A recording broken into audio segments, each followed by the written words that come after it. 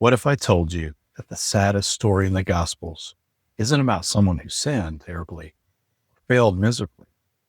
It's about someone who did everything right, but walked away from everything that mattered. Have you ever been offered an incredible opportunity? Maybe a dream job, a life-changing relationship, or a chance to pursue your calling.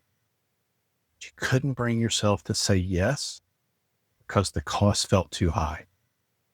Hey friends, thanks for joining today on Leading with Bill.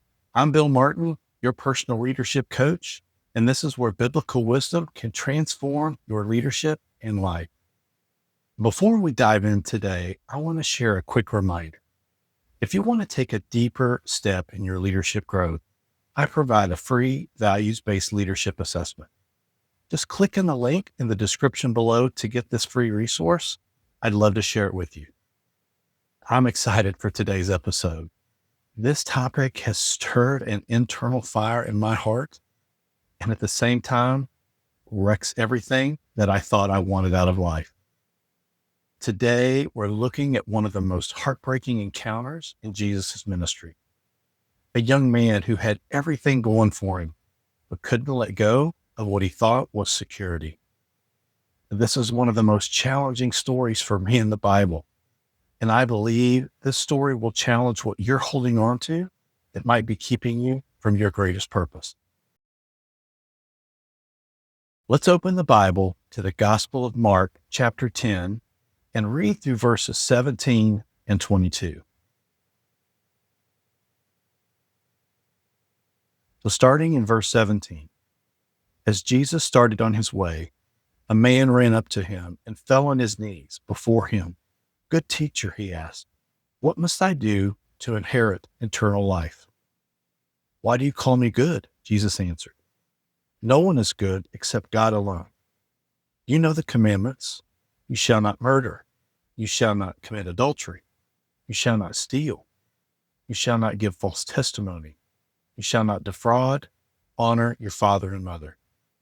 "Teacher," he declared, "all these I have kept since I was a boy." Jesus looked at him and loved him. "One thing you lack," he said.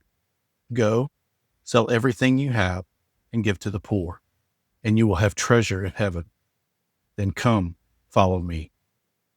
At this, the man's face fell. He went away sad because he had great wealth. Now let's understand what's really happening here. Now, this wasn't just any young man. He was wealthy, moral, and genuinely seeking. He ran to Jesus and fell on his knees. This shows urgency and humility. He wasn't being casual about this encounter. Notice his question. What must I do? He was performance-oriented, thinking he could just earn his way to eternal life.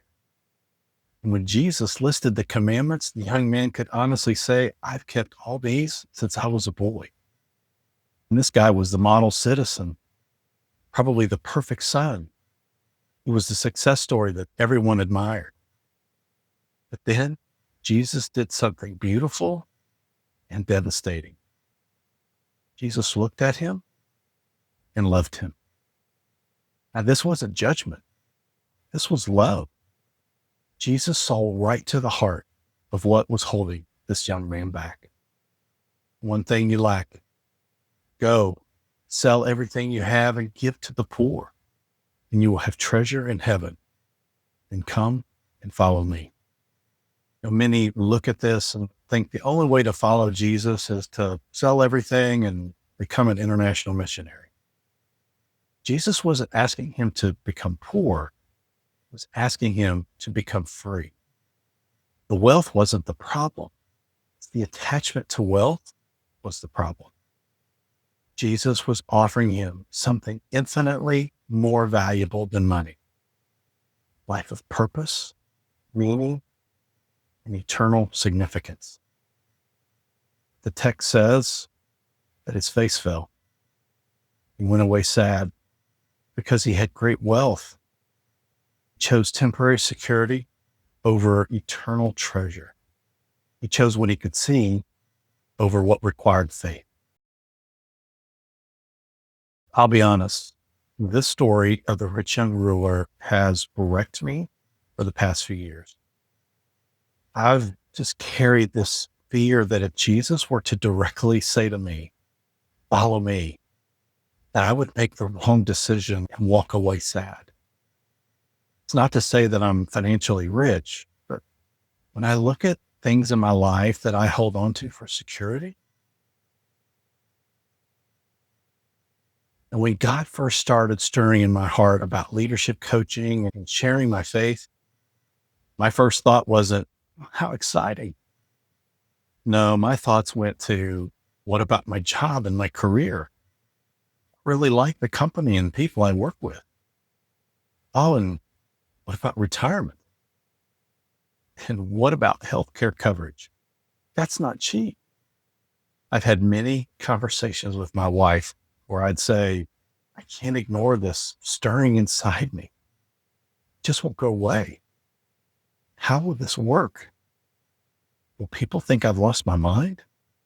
I don't want to look back and regret my decision or feel sad for walking away from what Jesus has called me to. I'm moving forward in obedience. I don't know what tomorrow will bring, but I will trust in the Lord. But let's talk about your great wealth. What are you unwilling to surrender to follow your purpose or calling? Maybe for you, it looks like a reputation that you've spent years building.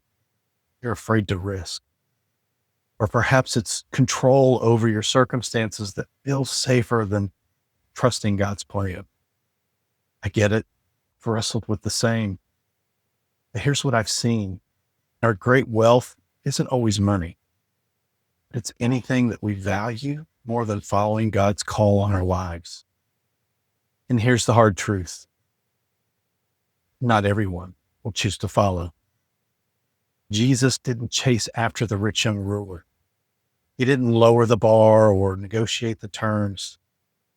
He loved him enough to let him make his own choice. The cost of authenticity and discipleship is real. It requires us to value eternal treasure over temporal wealth, to choose purpose over comfort, and to trust God's plan over our own security. And here we are again with that word trust, stepping into a space where we're releasing something to follow God's plan for our life. That is a step of faith and trust. Here's my challenge for you this week. Identify one thing you're holding on to that might be keeping you from following your calling more fully. Ask yourself, what would I do if I knew I couldn't fail? What step would I take if I truly believe God's plan for my life is better than my own? The rich young ruler walked away sad because he couldn't let go. But you don't have to make that same choice. You can choose to trust that what God is offering you is worth more than what you're holding on to. Leave a comment below and share what's one thing you feel called to surrender to follow your purpose more fully. Your courage to share might be exactly what someone else needs to hear to take their own step of faith. Now remember, you are made on purpose and for a purpose. Don't let your great wealth, whatever that looks like, keep you from what God has waiting for you. Friends, thanks for joining me today on Leading with Bill. Trust in the Lord with all your heart, and we'll see you next time.